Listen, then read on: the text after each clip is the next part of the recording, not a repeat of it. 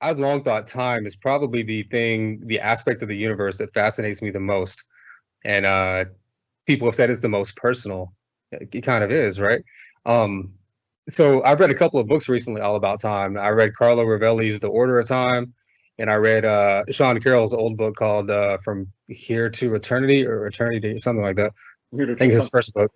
Yeah, and so you find things that we know about time that are very counter. They don't match our experience. Like it seems like because again, in the laws of physics, the fundamental laws, there is no time, and time is reversible. There's no like cause or time or anything like that. It seems to be that it's the result of entropy because it's natural for things to become disordered. So over time, that's what kind of causes our experience of time and it has to do with heat. And I believe I read in Rovelli's book that it all seems to come back to heat, and heat is the kind of thing that is tied to time.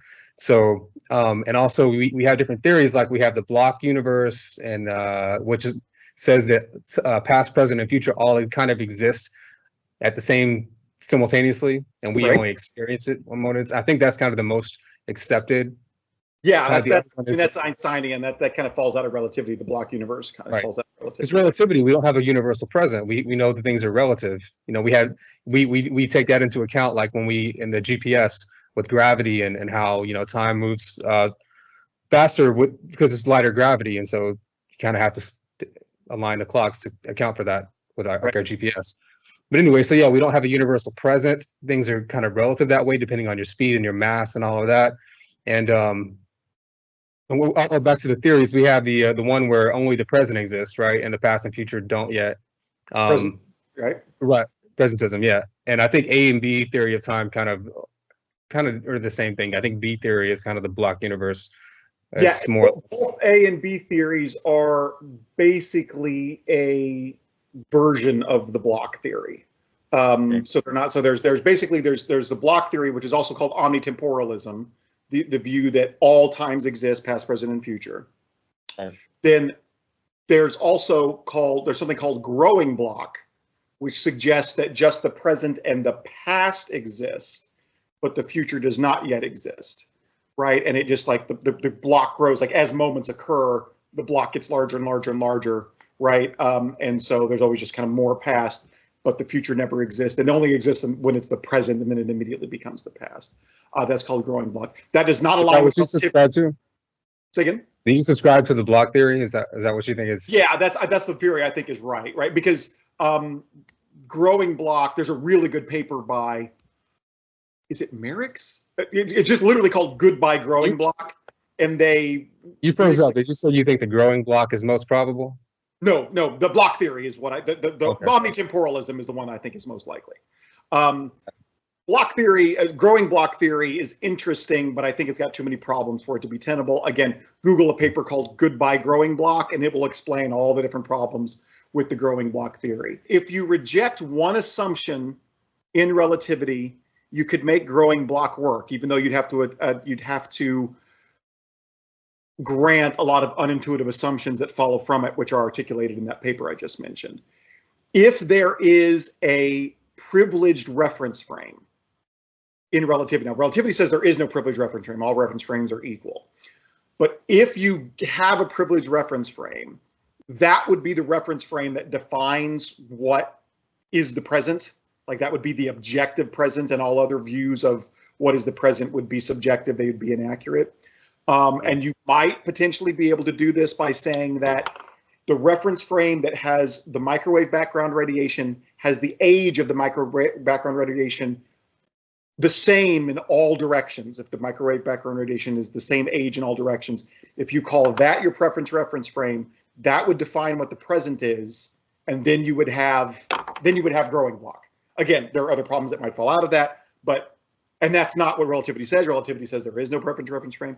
But one of my metaphysics professor from grad school taught me this. He said basically, if you want growing block, this is what you have to do. You have to say there's a preference reference frame, and you could do that by, by doing what I said, which is saying that the microwave background radiation, choosing the frame that's where it's the same and uniform in all directions. So there's omnitemporalism, it all exists. There's the growing block, which you have to reject certain parts of relativity to adhere to. And then there's presentism, which says that only the present exists, which I think is the most problematic one of them all. Yeah, those are basically the three views of time. The A and B theory of time are both the omnitemporalism. There are two different ways of viewing that. I forget which one is which. I believe the A theory, I always forget which one is A and which one is B. I believe it's the A theory basically says that there is no fact about what moment is present. The whole block just exists. And the only facts there are facts about, how far within the timeline different moments are from others. B theory is what lined up with the block universe. Maybe I got that backwards. I may be misremembering. So maybe it's the B theory that says that. The A theory then says, the other theory, whichever one it is, right, says that there are facts in the block about how far the moments in time are from one another, but then there are also facts about what is present and what is past and what is future.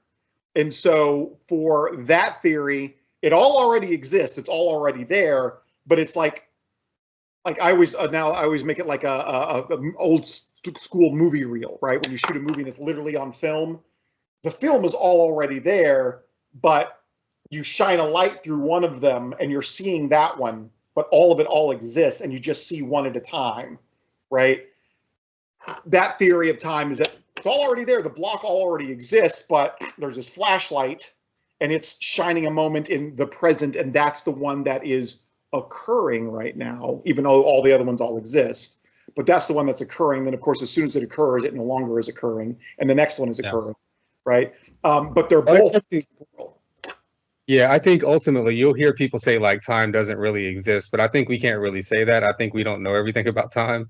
But I do think what we do know, based on everything we know, is time is very different than how it appears to us. Like we're this time is this moving thing or flowing thing that we're moving through. So we know that there's no universal present. We know that the fundamental laws of physics don't recognize time. We know that what else do we know? Sorry, I lost my train of thought. Anyway, the point is that it's very different. It appears from how we experience it. I don't think we know everything about it. We don't know if time started, for us in our universe with the Big Bang. We don't know a lot of things like that. I mean, a lot of people who say that time is not real, what they probably mean is time is just a measure of change or something like that, right? I mean, maybe, although there's a really good thought experiment to suggest that that is not the case, which if you're interested in that, I can lay that out. But even if it is, I don't even know if a lot turns on that, right? And it's also hard to rectify with relativity, right? We know that time dilation is a thing. We know that mass affects how fast time passes. We know that acceleration affects it as well, right? It's really hard to suggest that time is merely a measure of change in light of those things. Maybe you can make it work, but I don't know what comes out of it. Like if you say that time is just a measure of change. Why haven't we seen time travelers visiting the past, right? I kind of think just potentially different reasons for that, but like if it's possible. But one is like maybe when you, in the act of going to the past, you're actually creating a branching universe that you've gone to a different universe. Yeah. Maybe effectively created it kind of a la the many worlds interpretation of quantum physics, something like that.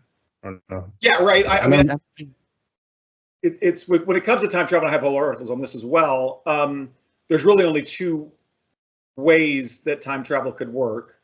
One is if you travel to the past, you cannot change. This is the David Lewisian view. If you travel to the past, you cannot change it. You will find that whatever happened before will happen again.